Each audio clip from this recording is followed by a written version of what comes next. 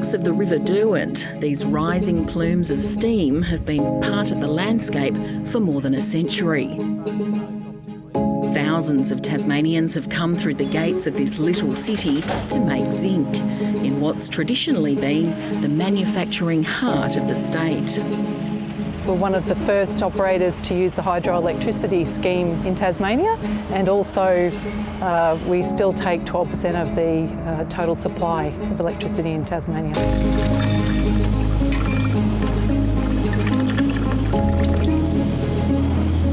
In the early days, it was hard manual labour. At its peak in the late 60s, there were nearly 3,000 workers. Today, there are 500. Over time we've mechanised more, which means it's a safer operation now. There's less manual handling and there's less interacting directly with molten metal.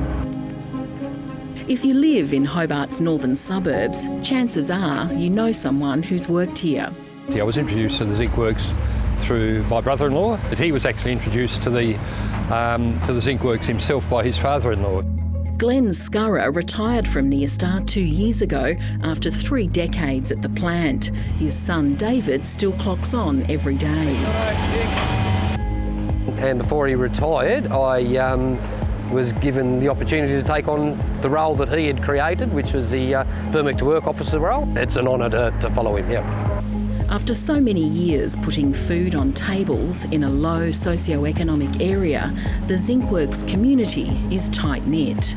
Yeah, you really do have a sense of ownership of the site, and some of the older guys that have worked together for long periods of time, their families are all intertwined. It's more like their brothers and their wives or sisters than they are work colleagues. And the Scurrah name has been further etched into the history of this place. David's son Nicholas signed on as an apprentice earlier this year. Yeah, it's kind of like getting a torch passed down onto me. I was more inclined to becoming either a lawyer or a teacher along that sort of aspect, but then something just clicked in me one day and I just became mechanically minded. When Glenn started work at Nyrstar, the Glenorchy local government area had more than 2,500 people working in the manufacturing sector. By the time David was employed there, that figure had dropped by a few hundred. And when Nick took up his apprenticeship, manufacturing jobs had almost halved. Those job numbers could remain steady in coming decades. Nyrstar is investing in upgrades. Shipbuilder Incat has been promised a $100 million loan from the state government to build a new catamaran. And upriver, Cadbury chocolates are still being made.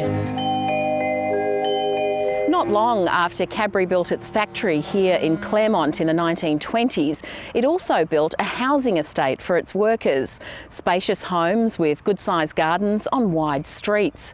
Cadbury Village housed a booming workforce through much of last century. Now there are just a few hundred employees left at Cadbury and good housing is hard to find.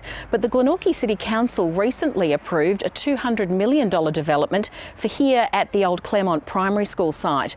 More than 300 apartments and townhouses are being promised, along with a shop, gym and a childcare centre.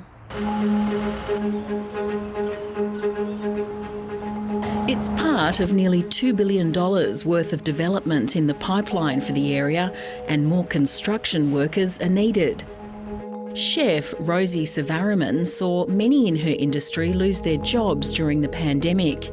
She wants a more secure fresh start in construction.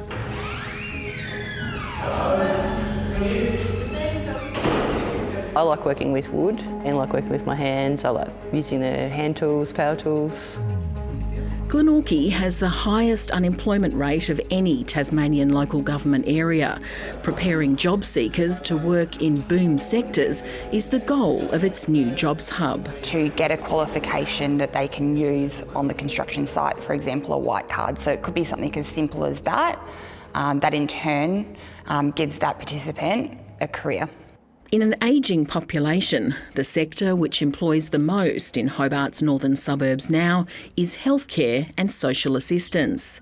Support worker Matoko O'Keefe spends time with her client Naomi Hamilton nearly every day. It's beautiful daisy, Naomi. Look at that. Yeah. She take off all these dead ones.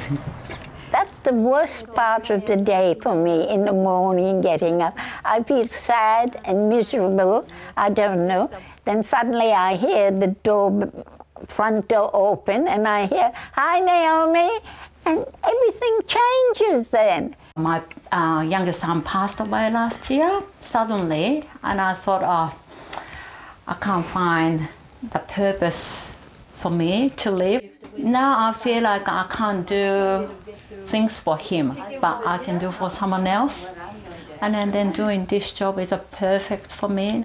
It's valuable work, helping Naomi and other older people stay at home as long as they can. I see my daughters put their arms around Monica when they greet her. They just treat her like another sister. As jobs diversify, so too does the population and its attitudes. Once upon a time, you might feel ashamed to say you live in Glenorchy, and that's certainly not the case anymore. It really is becoming a place where people want to live, work and invest. The changing face of a hard-working place. Lucy Shannon, ABC News.